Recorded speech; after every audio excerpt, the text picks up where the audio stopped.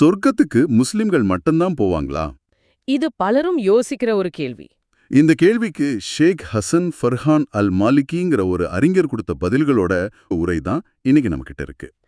பொதுவா நாம கேட்டு பழகுன பதில்களுக்கு இது முற்றிலும் சவால் விடுதுன்னே சொல்லலாம். ஆமாம், சொர்க்கங்கிறது ஒரு குறிப்பிட்ட மத அடையாளத்தை பொறுத்துதான், இல்ல மனிதாபிமானம், நீதி மாதிரி எல்லாருக்கும் பொதுவான விஷயங்கள பொறுத்ததாங்கிறது தான் இங்க மையப்புள்ளி. கரெக்ட். அப்போ இந்த உரையாடல்ல நம்பிக்கை, நிராகரிப்பு, வழிபாடு, மோட்சம், ஆமா, இது எல்லாத்த பத்தியும் சில அசாதாரணமான ஆனா குரான்ல இருந்தே எடுக்கப்பட்ட வாதங்களை நாம அலசி ஆராய போறோம். ஆமா, இந்த பார்வை என்ன சொல்லுதுன்னா, ஒருத்தரோட மத லேபிள வச்சு சொர்க்கமோ நரகமோ தீர்மானிக்கப்படுறதில்ல. அவங்க நோக்கத்தை வச்சுதான். ஆமா, அவங்களோட நோக்கம், நேர்மை, அவங்களுக்கு என்ன அறிவு கிடைச்சுதோ அதை வச்சுதான் தீர்மானிக்கப்படுதுங்கிற வாதத்தை முன்வைக்குது. இதுக்கு ஆதாரமா அல்லாஹ் ஒரு ஆத்மாவை அதன் சக்திக்கு மீறி சோதிப்பதில்லைங்கிற மாதிரியான குரான் வசனங்களை மையமா வச்சு இந்த வாதங்கள் எப்படி கட்டமைக்கப்படுதுன்னு நாம விரிவா பார்க்கலாம். சரி, அப்போ ஆரம்பிக்கலாம். இந்த உரையின் மிக முக்கியமான, ஒருவேளை சிலருக்கு அதிர்ச்சியா கூட இருக்கலாம், அந்த வாதத்துல இருந்து தொடங்குவோம். சொல்லுங்க. சொர்க்கம் முஸ்லிம்களுக்கு மட்டும் சொந்தமானதில்ல. இது ஆரம்பத்திலேயே அவர் ரொம்ப தெளிவா சொல்லிடுறாரு. ஆமா, இதுவே பலருக்கும் ஜீரணிக்க கஷ்டமா இருக்கலாம். இத விளக்க அவர் ஒரு அருமையான உதாரணம் சொல்றாரு. அந்த இலங்கை பாட்டி உதாரணம் தானே?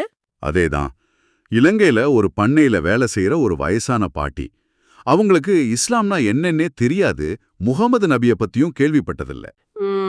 அவங்க வாழ்க்கை முழுக்க பார்த்ததெல்லாம் போரு, குண்டு வெடிப்பு, வன்முறை. இஸ்லாமோட பேர்ல நடக்கிற வன்முறைகளை மட்டும்தான் அவங்க கேள்விப்பட்டிருக்காங்க. சரி, அப்படிப்பட்ட ஒருத்தர்கிட்ட போய் இஸ்லாம் தான் அமைதிமா இருக்கும், அதை நம்புன்னு சொன்னா எப்படி ஏத்துப்பாங்கன்னு கேக்குறாரு. ரொம்ப சக்தி வாய்ந்த கேள்வி அது இல்லையா? மிக சரி. இங்கதான் அவரோட முக்கியமான வாதமே வருது. அல்லாஹ் அந்த பாட்டிய அவங்க இஸ்லாமிய நம்பிக்கையை ஏத்துக்கலங்கிறதுக்காக தண்டிக்க மாட்டாருங்கிறாரு. அப்போ எதுக்கு தண்டிப்பார்? இல்ல தண்டிக்கவே மாட்டாரா? தண்டிப்பார், ஆனா அதுக்கு பதிலா அநியாயம் பண்ணாங்களா, நேர்மையா இருந்தாங்களா, பொய் சொன்னாங்களான்னு எல்லா மனுஷர்களுக்கும் இயல்பாவே எது சரி எது தப்புன்னு தெரியுமோ அந்த பொதுவான விஷயங்களை வச்சு. ஆமா, அத வச்சுதான் தீர்ப்பளிப்பார்னு சொல்றாரு. இதுக்கு குரான்ல இருந்து ஆவாரம் காட்டுறாரா? ஓ, நிச்சயமா. இதுக்கு ஆதாரமா அல்லாஹ் ஒரு ஆத்மாவை அதன் சக்திக்கு மீறி சோதிப்பதில்லைங்கிற வசனத்தையும், அல்லாவின் இயற்கையான அமைப்பின் மீது மனிதர்களை பிடித்துக் கொள்ளுங்கள்ங்கிற வசனத்தையும் காட்டுறாரு. ஃபித்ரான் சொல்லுவாங்களே, அதுவா? அதேதான். ஃபித்ரான் சொல்லப்படுற இந்த இயற்கையான அமைப்பு ஒவ்வொரு மனுஷனுக்குள்ளேயும் நல்லது கெட்டத பகுத்தறிகிற ஒரு தராசு இருக்குன்னு சொல்லுது. சரி. அதனால இஸ்லாமிய செய்தி சரியா போய் சேராத ஒருத்தரை அது ஏத்துக்கலைன்னு தண்டிக்கிறது நீதி இல்லைங்கிறது தான் அவரோட வாதம். இது கேட்க நல்லா இருக்கு. இறைவன் முஸ்லிம்களுக்கு மட்டும் இறைவன் இல்ல, எல்லா மனிதரிடருக்கும் இறைவன்கிறதால நல்ல செயல்களுக்கு நிச்சயம் பலன் உண்டுன்னு அவர் சொல்றது ஒரு குறிப்பிட்ட மதக்குழுவுக்கான கடவுளுங்கிற எண்ணத்தை உடைக்குது. உண்மைதான். ஆனா ஒரு நிமிஷம், இந்த இலங்கை பாட்டி உதாரணம் வரைக்கும் சரி, அவங்களுக்கு செய்தி போய் சேரல. ஆனா செய்தி கிடைச்சும் அதை ஏத்துக்காத ஒரு நாஸ்திகரோட நிலைமை என்ன? அவங்களுக்கும் இதே விதி பொருந்துமா? இங்கதான் விஷயம் இன்னும் ஆழமாகுது. ஆமா, அவங்களுக்கும் பொருந்த வாய்ப்பு இருக்குன்னு அவர் சொல்றார். அப்படியா? ஆனா எல்லா நாஸ்திகர்களையும் அவர் ஒன்னா பார்க்கல. 2 விதமா பிரிக்கிறார். எப்படின்னு சொல்லுங்க. ஒரு பக்கம் அகங்காரத்தோட உண்மையை தேட விரும்பாம மதத்தையும் நம்புறவங்களையும் கிண்டல் பண்ற நாஸ்திகர். சரி. இன்னொரு பக்கம் நேர்மையா பதில்களை தேடி யாருக்கும் எந்த தீங்கும் செய்யாம தான் தேடலோட கடைசி வரைக்கும் போயும் தெளிவான பதில் கிடைக்காம இறந்து போன ஒரு தீவிர ஆராய்ச்சியாளர். ஓ, அப்போ நோக்கம்தான் இங்க முக்கியம். கரெக்ட். ஒருத்தருக்கு உண்மையை தெரிஞ்சுக்க வாய்ப்பு கிடைச்சும் திமிரால அதை மறுக்கிறதுக்கும், நேர்மையா முயற்சி செஞ்சும் அது கிடைக்காம போறதுக்கும் நடுவுல பெரிய வித்தியாசம் இருக்குன்னு சொல்றார். மிக சரியா. அந்த நேர்மையான ஆராய்ச்சியாளர் ஸ்வர்க்கத்துல இருக்கலாங்கிறது உண்மையிலேயே நாம யோசிச்சு பார்க்காத ஒரு கோணம். அப்போ சொர்க்கத்துல யார் யாரெல்லாம் இருப்பாங்கன்னு அவர் நினைக்கிறாரு. அதனாலதான் ஸ்வர்க்கத்துல முஸ்லிம்கள், யூதர்கள், கிறிஸ்தவர்கள், ஏன் அந்த நேர்மையான நாத்திகர்கள் கூட இருக்கலான்னு அவர் உறுதியா நம்புறார். குரானோட மைய கருத்தே இந்த உலகளாவிய பார்வைதானும். ஆனா பிற்காலத்துல உமையாக்கள் மாதிரி, ஆமா, உமையாக்கள் மாதிரி சில அரசியல் வம்சங்கள் தங்களோட பாகுபாடு, அறியாமை காரணமா இத ஒரு சின்ன குழுவுக்கு மட்டும் சொந்தமானதா மாத்திட்டாங்கன்னு அவர் குற்றம் சாட்டுறார். நபி எல்லா மனித குலத்துக்கும் ஒரு அருட்கொடைன்னு குரான் சொல்லுது. ஆனா அந்த அருட்கொடைய ஒரு குரூப்புக்கு மட்டும் சுருக்கிட்டாங்கன்னு வருத்தப்படுறார். சரி, இதெல்லாம் கேட்க தர்க்க ரீதியா இருக்கு. ஆனா இதை கேட்கும் போது எனக்கு ஒரு பெரிய சந்தேகம் வருது. கேளுங்க. குரான்லயே ரொம்ப தெளிவா இஸ்லாத்தை தவிர வேறொரு மதத்தை யார் தேடினாலும் அது ஒருபோதும் அவரிடமிருந்து ஏற்றுக்கொள்ளப்படாதுன்னு ஒரு வசனம் இருக்கே. இருக்கு. சூரா 3 வசனம் 85. ஆமா. இதை எப்படி புரிஞ்சுக்கிறது? நீங்க சொல்ற இந்த பரந்த பார்வைக்கும் இந்த நேரடியான வசனத்துக்கும் முரண்பாடு இருக்கிற மாதிரி தெரியுதே. இத அவர் எப்படி விளக்குறார்? இதுதான் இந்த விவாதத்தோட மைய புள்ளி. இந்த முரண்பாட்டை சரி செய்யத்தான் குஃபுர், அதாவது நம்பிக்கையின்மை, ஷிர்க், அதாவது இணை வைத்தல். இஸ்லாமிய இறையியல்ல ரொம்ப முக்கியமான வார்த்தைகள். ஆமா, அந்த வார்த்தைகளுக்கு நாம பொதுவா புரிஞ்சு வச்சிருக்கிற அர்த்தத்திலிருந்து வித்தியாசமான, ஆனா குர்ஆன அடிப்படையா வச்ச ஒரு புதிய வரையறையா அவர் கொடுக்கிறார். சரி, முதல்ல குஃபுர். காஃபிர்னா என்ன? அவரோட பார்வையில காஃபிர், அதாவது நிராகரிப்பாளர்னா உண்மையை அறியாதவர் இல்ல. அப்ப யாரு? அதுதான் உண்மைன்னு தெளிவா தெரிஞ்ச பிறகும் அகங்காரம், பிடிவாதம் இல்லனா சொந்த லாபத்துக்காக அத வேலுன்னே மறுக்கிறவரோ மறைக்கிறவரோ தான் காஃபிர். அப்படியா சொல்றீங்க? அப்போ இஸ்லாத்தை பத்தி எதுவுமே தெரியாத ஒருத்தரை காஃபிர்னு சொல்ல முடியாதுங்கிறாரா? ஆமா, ரொம்ப தெளிவா. அதனாலதான் ஜப்பான், அமெரிக்கா, ஐரோப்பான்னு இஸ்லாத்தை பத்தி சரியான முறையில தெரியாம வாழ்ற கோடிக்கணக்கான மக்களை அவர் காஃபிர்னு சொல்லாம மக்கள்னு தான் சொல்றார். ஓஹோ. அறியாமையில இருக்கிறவர் காஃபிர் இல்ல, அவரோட விஷயம் அல்லாஹ் கிட்ட இருக்குங்கிறாரு. ஒருத்தருக்கு உண்மை எடுத்து சொல்லப்பட்டு அவர் அதை ஆராய்ஞ்சு அதுக்கப்புறம் வேணும்னே மறுத்தா மட்டும்தான் குஃபோர்ங்கிற செயல் நடக்குது. சரி, காஃபிர்ங்கிற வார்த்தைக்கான இந்த விளக்கம் தர்க்க ரீதியா இருக்கு. அடுத்து ஷிர்க், அதாவது இணை வைத்தல். இதுக்கும் ஒரு ஆழமான அர்த்தம் கொடுக்கறார் இல்லையா? இது வெறுமனே சிலைகளை வணங்குறது மட்டும் இல்லைன்னு சொல்றார். ஆமா, இது ரொம்ப முக்கியமான கருத்து. அல்லாஹ் தனக்கு இணை கற்பிக்கப்படுவதை மன்னிக்க மாட்டான்கிற வசனம் ரொம்ப கடுமையானது. ஆமா, சூரா 4 வசனம் 48. ஆனா அந்த வசனத்துல இணை கற்பிக்கும் செயலை குறிக்கிற ஒரு வினைச்சொல், அதாவது verb தான் பயன்படுத்தப்பட்டிருக்க தவிர இணை வைப்பாளர், அதாவது பாலிதியிஸ்ட்ங்கிற ஒரு பெயர் சொல், நவுன் பயன்படுத்தப்படலன்னு அவர் சுட்டிக்காட்டுறார். ஒரு நிமிஷம், இதுல என்ன பெரிய வித்தியாசம் இருக்கு? வினைச்சொல், பெயர் சொல், இது எப்படி அர்த்தத்தையே மாத்தும்? பெரிய வித்தியாசம் இருக்கு. இது ஒருத்தரோட நிரந்தர அடையாளத்தை விட அவரோட செயல்களோட அளவை பொறுத்ததுங்கிறார். ஓ, புரியுது.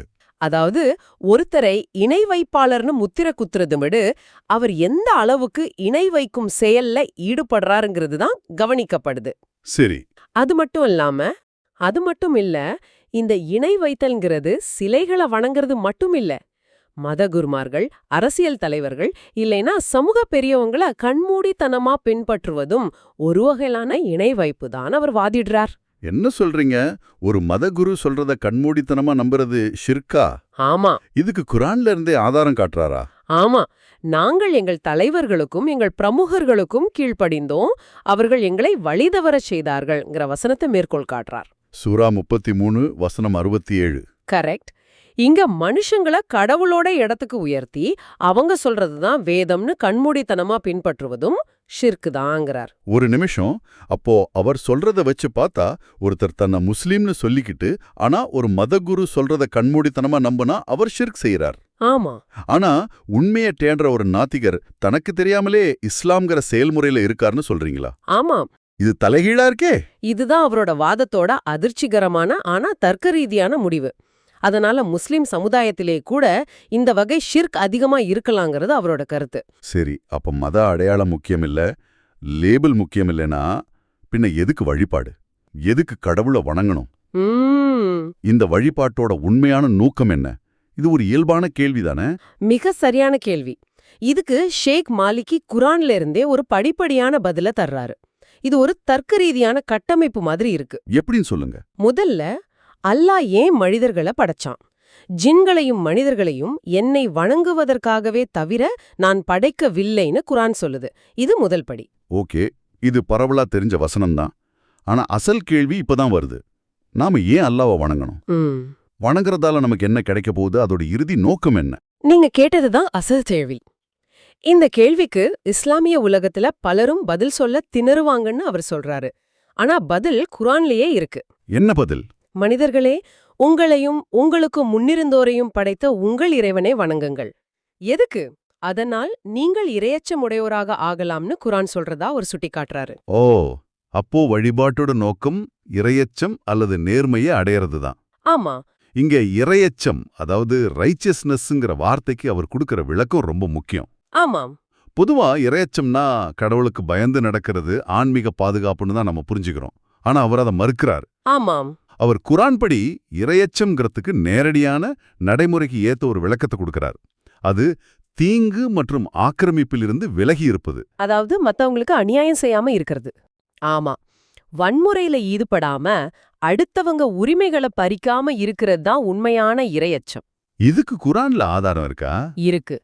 நன்மை மற்றும் இரையச்சத்தில் ஒத்துழையுங்கள், ஆனால் பாவம் மற்றும் ஆக்கிரமிப்பில் ஒத்துழைக்காதீர்கள்ங்கிற வசனத்தை வச்சு இத விளக்குறார். ஓ, இங்க இரையச்சம் பைட்டிங்கிறது ஆக்கிரமிப்புக்கு அக்ரெஷனுக்கு எதிரானதா காட்டப்படுது. தொழுகை மாதிரி வழிபாடுகள் கூட. தீமையிலிருந்து தடுக்கும்னு சொல்லப்படுது. ஆமா, நிச்சயமாக தொழுகை மானக்கேடான காரியங்களிலிருந்தும் தீமையிலிருந்தும் தடுக்கிறதுன்னு சொல்றதன் மூலமா அதோட இறுதி நோக்கம் ஒரு நல்ல ஒழுக்கமான மனிதனை உருவாக்குறதான்னு தெளிவா தெரியுது. அப்போ இது ஒரு தெளிவான கட்டமைப்பு. வழிபாடு செஞ்சா இரையச்சம் வரும், அதாவது ஆக்கிரமிப்பிலிருந்து விலகி இருப்போம். ஆமா. இதுக்கு பிறகும் ஏதாவது நோக்கம் இருக்கா? இருக்கு.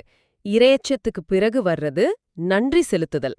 அல்லாவுக்கு அஞ்சி வாழுங்கள், அதனால் நீங்கள் நன்றி செலுத்துவீர்கள்னு குரான் சொல்றத அவர் குறிப்பிடுறார்.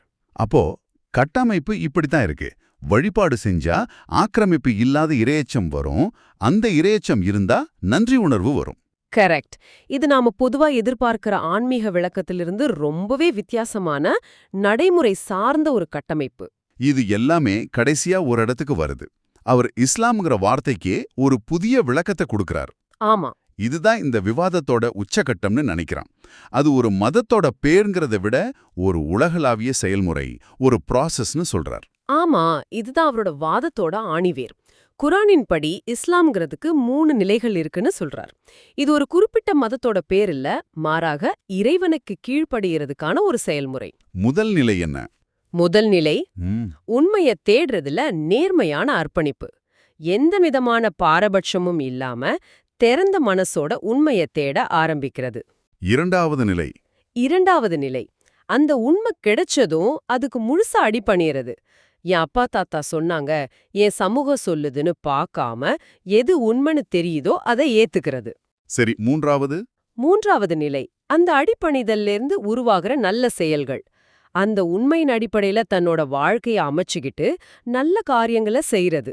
அப்போ இந்த வரையறைப்படி பார்த்தா நாம ஆரம்பத்துல பேசின அந்த இலங்கை பாட்டியோ இல்லனா உண்மையை தேடின அந்த நாத்திக ஆராய்ச்சியாளரோ அவங்களுக்கே தெரியாம இந்த இஸ்லாம்ங்கிற செயல்முறையை கடைபிடிச்சிருக்கலாம். கரெக்டா சொன்னீங்க. இஸ்லாம்ங்கிற பேரை அவங்க கேட்டிருக்காவிட்டாலும் அதோட செயல்முறையை அவங்க வாழ்ந்திருக்காங்க. அவங்க அந்த ப்ராசஸ்ல இருந்திருக்காங்க, ஆனா லேபலை சுமக்கல. மிகச்சரியா. இதுதான் ஒருவேளை முஸ்லீம்களை விட மற்ற நாடுகளைச் சேர்ந்தவங்களை சொர்க்கத்துல அதிகமா இருக்கலான்னு அவர் சொல்றதுக்கு காரணம். ஓஹோ. ஏன்னா இந்த 3 நிலைகளையும் யார் நேர்மையா கடைபிடிக்கிறாங்களோ அவங்க எந்த பேர்ல அழைக்கப்பட்டாலும் அவங்க இறைவனோட பார்வையில இஸ்லாத்தில், அதாவது கீழ்ப்படிந்த நிலையில இருக்கிறாங்க. ஆக இந்த ஆழமான அலசல்ல இருந்து சில முக்கியமான விஷயங்களை நம்ம புரிஞ்சுக்கலாம். இந்த குறிப்பிட்ட பார்வையின்படி மோட்சம்ங்கிறது மத அடையாளத்தை விட ஒருத்தரோட திறன், சூழல் மற்றும் பொதுவான நல்ல குணங்களை பொறுத்துது. ஆமா. ஒரு செய்தி ஒருத்தருக்கு போய் சேரலைன்னா அதுக்கு அவர் பொறுப்பா முடியாது. ஆமா. அது மட்டும் இல்லாம காஃபிர், ஷிர்க், இஸ்லாம் மாதிரி வார்த்தைகள் நாம பொதுவா புரிஞ்சு வச்சிருக்கிற அர்த்தத்திலிருந்து மாறி குரானோட அடிப்படையில மறுவரையறை செய்யப்படுது. அதாவது காஃபிர்னா அறியாதவர் இல்ல, தெரிஞ்சே மறுக்கிறவர். ஷிர்க்குனா சிலை வழிபாடு மட்டுமில்ல, மனுஷங்களை கண்மூடித்தனமா பின்பற்றுவதும் கூடதான். இஸ்லாம்னா ஒரு மதத்தோட பேருங்கிறத விட உண்மையை தேடி அடிபணிகிற ஒரு உலகளாவிய செயல்முறை. கரெக்ட். கடைசியா வழிபாட்டோட இறுதி நோக்கம் வெறும் சடங்குகள் இல்ல. இல்லவே இல்ல. அது மனிதன் ஆக்கிரமிப்பிலிருந்தும் அநியாயத்திலிருந்தும் தடுத்து ஒரு நேர்மையான வாழ்க்கைய வாழ வச்சு இறுதியில நன்றி உணர்வுள்ள ஒரு மனுஷனா மாத்துறது தானே இந்த பார்வை சொல்லுது. இது உங்களை மத அடையாளங்களுக்கு அந்த பக்கம் பார்க்க தூண்டுது.